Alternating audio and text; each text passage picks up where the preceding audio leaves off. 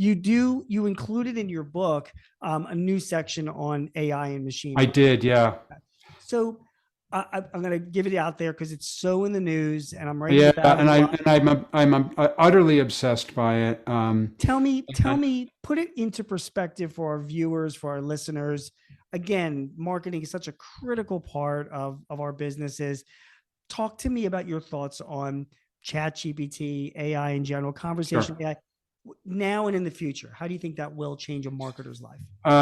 Thank you for this question. Sure. Very, very much on my mind, and I want to say that the new edition, eighth edition of the New Rules of Marketing and PR came out before Yes. ChatGPT. So there's Yes. nothing about ChatGPT in it. However, there's a whole chapter on AI because I've been following AI and using AI for 3 or 4 years now.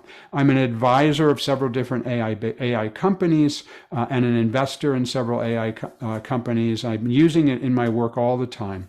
I think AI is absolutely going to be transformational for all markets, all businesses, all industries, all job functions, but especially for marketers, it's going to be, and people who do marketing for their business, if they're running small companies, even if they don't consider themselves a marketer, super, super important.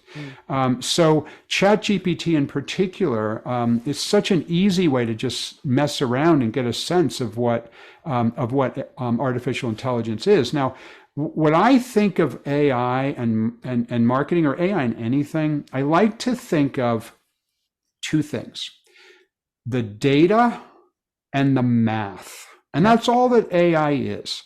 It's math applied to data. So the question becomes, whose math is it?